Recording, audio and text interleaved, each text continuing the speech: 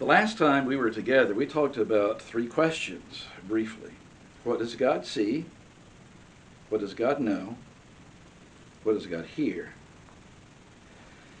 Today we're going to still focus on that third question, what does God hear? And once again, I want to read a definition of that Hebrew word Shema out of the Expository Dictionary Bible Words.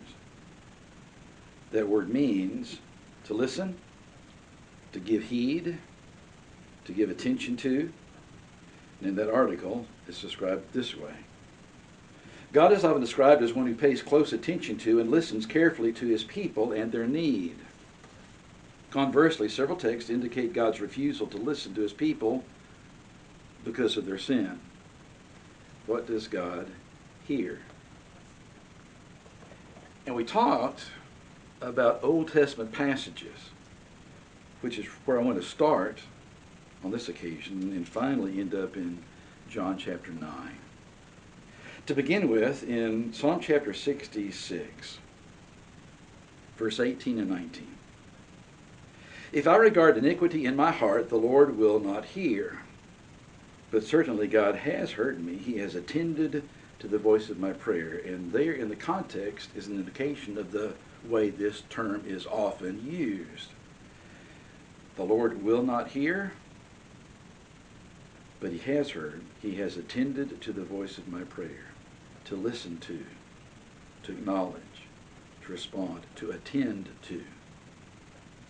So when the statement is made that God doesn't hear, that doesn't mean he doesn't hear the words. He's not listening to the message or the request. He's not attending to that request. And it makes perfect sense. We can understand that we use those terms really kind of the same way today. We also talked about something that you find in Proverbs chapter 1. In Proverbs 1, wisdom is personified. It's given a voice. If wisdom could talk, what would it say? What would it say to humanity? They will call on me, wisdom, but I, wisdom, will not answer. They will seek me, wisdom. They'll seek me diligently, but they will not find me, wisdom, because they hated knowledge and did not choose the fear of the Lord. They would have none of my counsel, wisdom's counsel, and they despise my every rebuke, wisdom's rebuke. But those verses sound like what people are doing away from wisdom today. How many things are happening in our culture that are nonsensical, and they are anything but wise? But that's a totally different subject. Now, if I stay in Proverbs and go over to chapter 15 of Proverbs, toward the end of that chapter, verse 29, the Lord is far from the wicked, but he hears the prayer of the righteous. And someone says, see, he doesn't hear the prayer of the wicked because it's a contrast. Now, the Lord is far from the wicked, but he hears the prayer of the righteous. Those kind of contrasts happen over and over and over again all the way through the book of Proverbs. Most of those verses have a contrast. To look at the context within this chapter, does it shed any light on what is meant here? In verse number 3 of Proverbs 15, the eyes of the Lord are in every place, keeping watch on the evil and the good. The eyes of the Lord are in every place. What place is left? The Lord is keeping watch on the evil and the good, so what kind of evil does he not see? Interesting question. Now later on in the same chapter, the statement is made down in verse 8 and 9. The sacrifice of the wicked is an abomination to the Lord, but the prayer of the upright is his delight. There's that contrast again. Verse 9, the way of the wicked is an abomination to the Lord, but he loves him who follows righteousness. Another contrast. Then down in verse 26. The thoughts of the wicked are an abomination to the Lord, but the words of the pure are pleasant. The thoughts of the wicked are an abomination. The words of the pure are pleasant. Here's a question. How can the thoughts of the wicked be an abomination to God if God is not hearing those thoughts or hearing those words? Interesting question. We're talking about hearing from the standpoint of I am not listening to. I'm not attending to.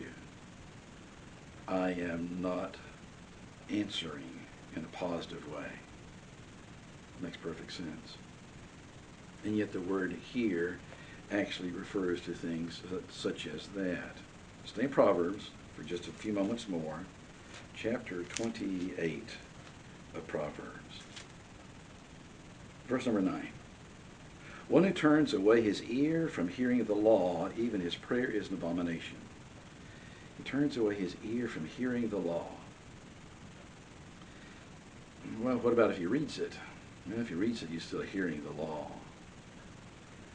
So what is meant? So the problem is with somebody who doesn't actually read. And if I can't read, if I can't hear, somebody that actually is deaf is out of luck. That's not what it states. It's the same kind of concept. One who turns away his ear from hearing the law, one who will not attend to the law, one who will not obey the law, one who will not listen to the law, one who will not acknowledge the law, even his prayer is an abomination. How about the prophet Isaiah? Very beginning of Isaiah, chapter 1.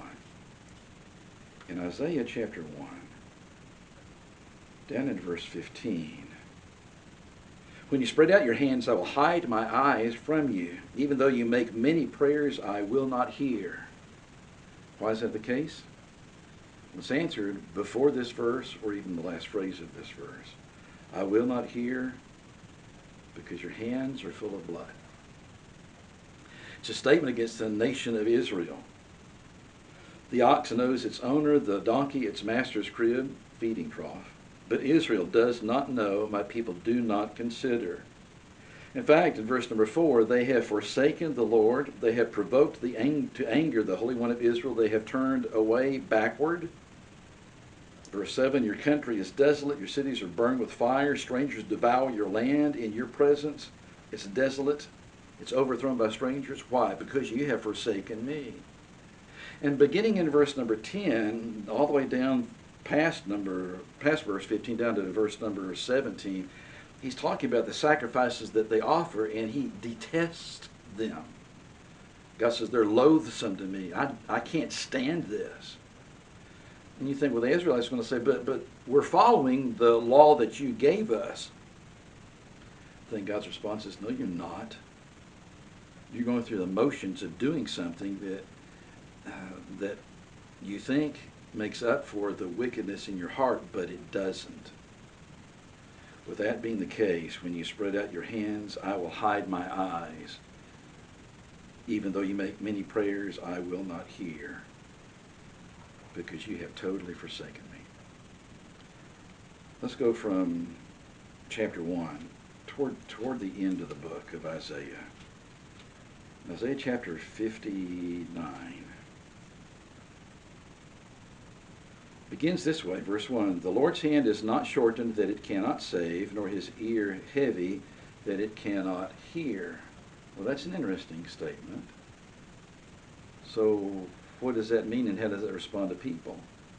Verse number 2, but your iniquities have separated you from your God, and your sins have hidden his face from you so that he will not hear.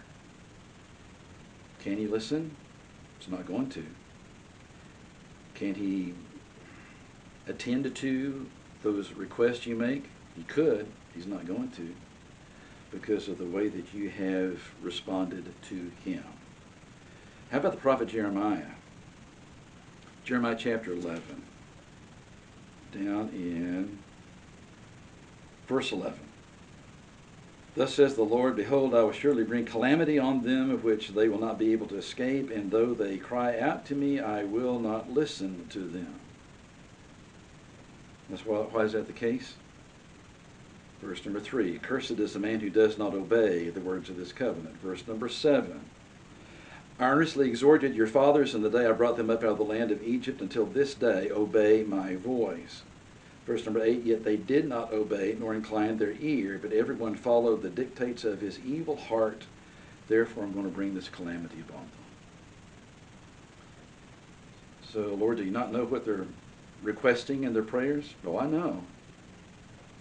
But I'm not going to listen to it. I'm not going to respond to it. They have responded to me in very evil ways. How about the prophet Ezekiel? chapter 8, the last verse of that chapter, verse 18. I'll act in fury. My eye will not spare, nor will I have pity. And though they cry in my ears and with a loud voice, I will not hear them. Why? The evil, the iniquity, the atrocities that the nation has actually brought to bear in dealing with members of that nation. They've detested the law of God so much they have rejected it totally. In fact, the statement's made in verse number 6 to Ezekiel. Son of man, do you see what they are doing, the great abominations that the house of Israel commits here, to make me go far away from my sanctuary? Now turn again and you will see even greater abominations. And finally that statement, though they cry in my ears with a loud voice, I will not hear them. I'm not going to listen to them. Do you know what they're saying? I know, but I'm not going to respond to it. How about the minor prophet of Micah? Micah chapter 3, down in verse 4. They will cry to the Lord, but he will not hear them. He will even hide his face from them at that time. Who's the audience? Verse 1. Hear now, O heads of Jacob, and you rulers of the house of Israel. Verse number 2. You who hate good and love evil, who strip the skin from my people and the flesh from their bones. Verse 4, they will cry to the Lord, he will not hear them. I'm not listening to anything that you will say. We could talk about some more. But I want to get to a statement in the New Testament. But before I do that, I want to talk about the word that is translated here, the Greek word. And again, if I look it up in this expository dictionary, what does the Greek word actually mean? The Greek word, which is found over 450 times in the New Testament, has several different senses that it's used. As with the Hebrew terminology in the Old Testament, the Greek word akuo also conveys the idea of listen carefully, pay heed to. Where else can I go to find other definitions? How about Thayer's dictionary? Thayer's Greek English dictionary. As far as akuo is concerned, it means to attend to consider what is or has been said, to understand, to perceive the sense of, to comprehend, to give ear to one, to listen, to hearken, to listen to have regard to. Even it references John chapter 9, verse 31. To listen to, have regard to of God, answering the prayers of men. What about something else? How about the Analytical Greek English lexicon? What does it say about akuo? The kind of statements that you find attest to the same thing: to hear, to hearken, listen to heed, even obey. So then, how is it used in John chapter 9, and why is it used? So in John chapter 9, there's an individual who is blind from birth. Verse 1. As Jesus passed by, he saw a man who was blind from birth, and the disciples asked him, saying, Rabbi, who sinned, this man or his parents, that he was born blind? Jesus said, neither this man nor his parents sinned, but that the works of God should be revealed in him. And then down in verse 11, the man who now can see, and he's questioned, says, a man called Jesus made clay and anointed my eyes and said to me, go to the pool of Siloam and wash. So I went and washed, and I received my sight. They said, where is he? The man says, I don't know. They brought him who formerly was blind to the Pharisees. Verse 14, it was a Sabbath when Jesus made the clay and anointed his eyes. The Pharisees also asked him again how he had received his sight. And he said to them, he put clay on my eyes, and I washed, and I see.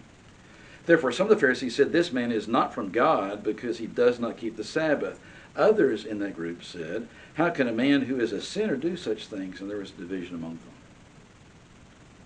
They said to the blind man, what do you say about him because he opened his eyes? He said, he's got to be a prophet. The Jews don't believe that. They actually called the parents and asked them, saying, "Is this your son who you say was born blind? How then does he now see?" Verse 20, his parents answered them and said, "We know that this is our son, and that he was born blind. But by what means he now sees we do not know, or who opened his eyes we do not know. He is of age. Ask him. He'll speak for himself." They said this because they feared the Jews. The reason, verse 22, the Jews had agreed already that if anyone confessed that he was Christ, he'd be put out of the synagogue. They called the previously blind man back in their midst and asked him again what had happened.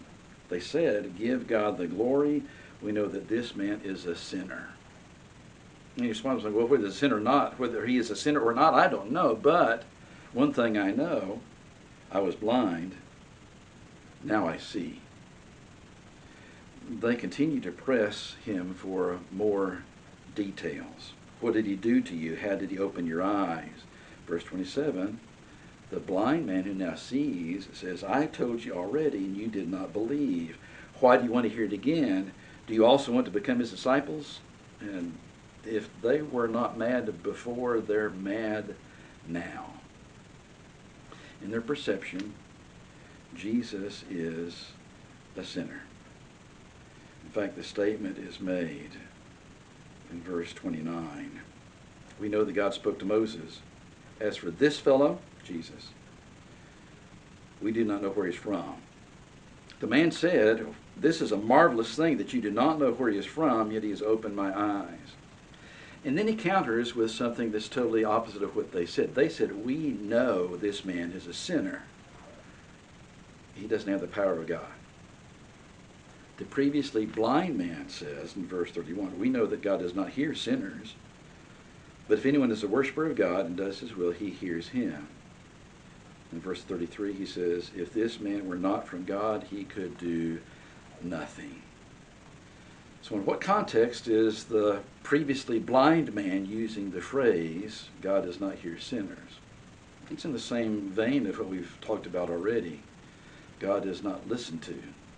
God does not attend to the request of sinners.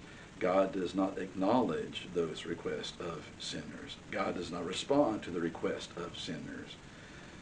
But this is something that's different. So the Pharisee is saying, "We know that this man's a sinner." And the blind man is saying, "No, it can't be. Because if he was not of God, this would not have happened to me. I would not be able to see."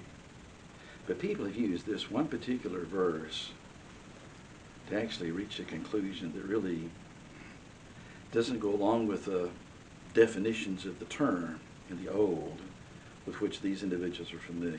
There's some interesting comments that you find on this particular verse.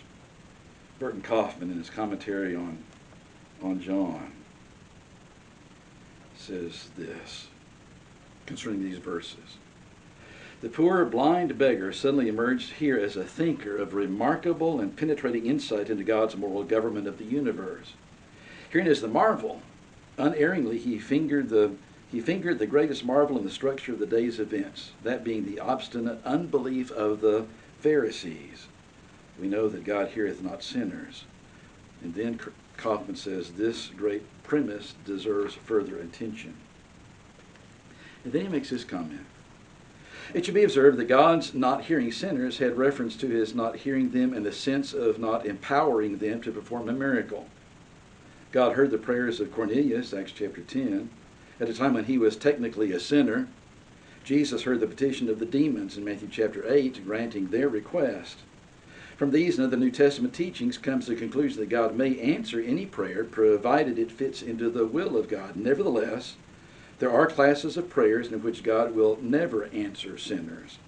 The example cited by the blind man being an example. It should also be noted that Cornelius' prayers, to the extent they requested a salvation from sin, were not answered, except in the secondary sense of God sending him a preacher of the gospel who told him what to do to be saved. Thus, the pioneer preachers who cited John 9:31 as proof that sinners might not procure salvation merely by praying for it but that they should arise, be baptized, and wash away their sins, Acts chapter 22 and verse 16, those preachers were profoundly correct. Interesting observation. In a commentary again on John by Frank Pack concerning this particular passage, he makes a statement. Instead of being a sinner, as they accused Jesus of being, the blind man pointed out that God does not listen to sinners. He would not work in such a powerful manner through someone who is a rebel to his will. He does not listen to one who is a worshiper. He does listen to one who is a worshiper of God and obedient. This passage should not be taken out of its context and used to say that God will not hear the cry of an honest seeker after the truth, who may be inadequately following God due to this individual's ignorance, as Cornelius in Acts chapter 10. Interesting statements. God doesn't hear sinners. Remember the definition of that word, the words, Hebrew and Greek. God does not listen to, God does not attend to their request, God does not respond to those requests when they have no intent in living a righteous life. Interesting how some verses can be taken out of context. And regardless of all of those things we've said, when you read through the book of the Acts of the Apostles, you find that there was never any occasion, not one, when somebody who was sinful was told that they could have salvation simply by praying a prayer. The sinner's prayer, used by many religious groups today, is something you cannot find in an account of conversion to Christ anywhere in Scripture. Interesting topic. Please stay safe. We'll talk again soon.